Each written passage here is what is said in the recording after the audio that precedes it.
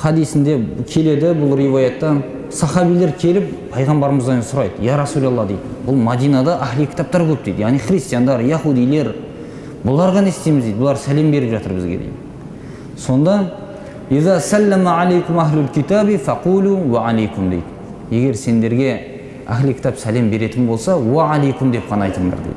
Ар жағын қоспаңдар дейді. Бізде байқаймыз, қазір әдетке айланып бара жатыр. "Ассаламу алейкум" десеңіз, "ва алейкум" дей салады ар жақ. Болмайды. Мұсылман адамға "ва алейкум" деп айтылмайды тек қана. "Ва алейкум" деп мұсылман еместерге айтылады. Христиан болсын, яһуди болсын, қандай сәлем берсе де "ва алейкум" дей саласыз, жетеді. "Ла табдаул яһуда ва насара бис-салам" дейді. Ал өздерің яһуди мен христиандарға бірінші сәлем бермеңдер деген.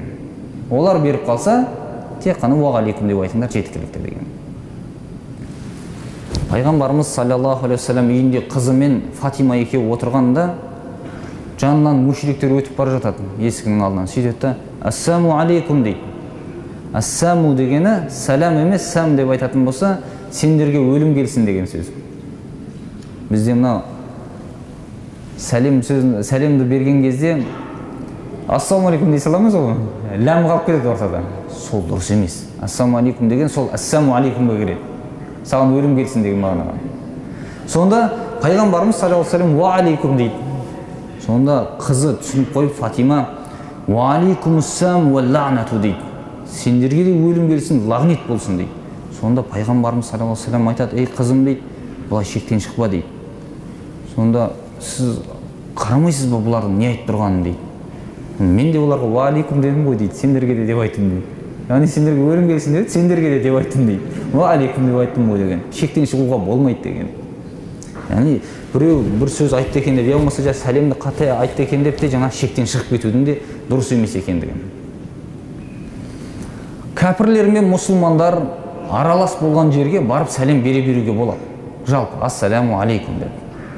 Пайғамбарымыз саллаллаху алейхи вассалам Мадина қаласында өтіп бара жатқан кезде мұсылмандар мушриктермен бірге отырған жерден өтіп бара жатады да "Ассаламу алейкум" деп сәлем берді дейді. Арасында олардың мушриктер бар еді, пұтқа табынатын адамдар, мұсылман еместер.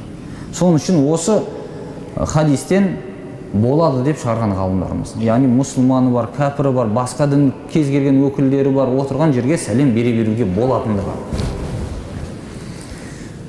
Және тағы бір мәселе бар осы жерден, рұқсат сұрау және сәлем беру деген нәрсе. Бұл бір үйге кіргенде болатын. Біреудің үйіне барған уақытта рұқсат сұрамастан сәлем берместен кіруге болмайтындығы.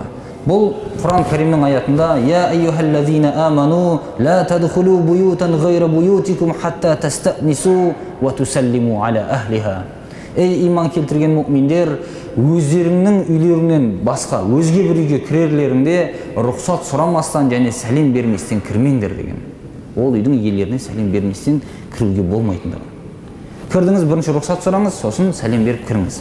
Бір оқиға есіме түсіп отыр. Хазірет Омарды білесіздер, өзінің халифалық дәуірінде сыртқа шығып елдің жағдайын біліп бақылап жүретін болған, түнде аралап.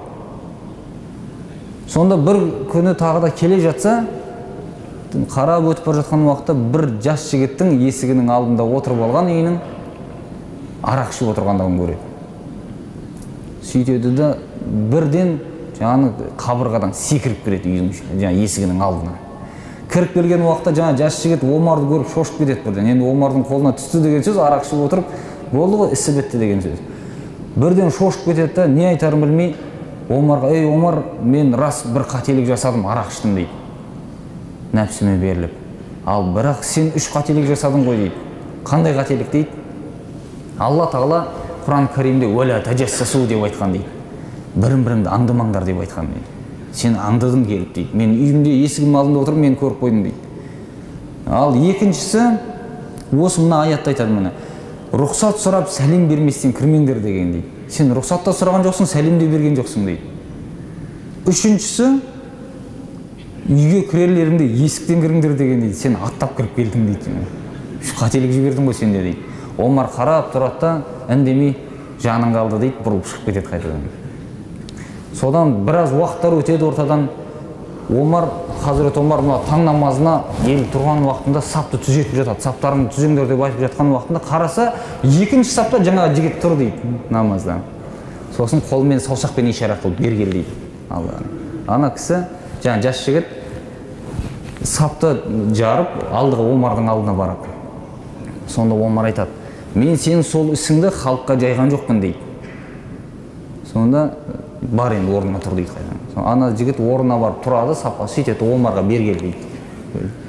Омар жас сапты бөліп, ана жігітке жақындайды: "Мен сол күннен бері қайтадан ішкен емеспін" дейді. Енді мына нәрсе бар, тағы да үйге кірген уақытында бос үй болатын болса, ол үй, ешкім жоқ үйде. Я болмаса өзіңіздің үйіңіз ол. Баруыңыз мүмкін. Кірген уақытыңызда ешкім жоқ болатын болса да сәлем беру керек. Адам бар болсын, жоқ болсын. إذا دخلتم بيوتا فسلموا على أنفسكم تحية من عند الله مباركة طيبة. Сендер үйлеріңе кірген уақыттарында өздері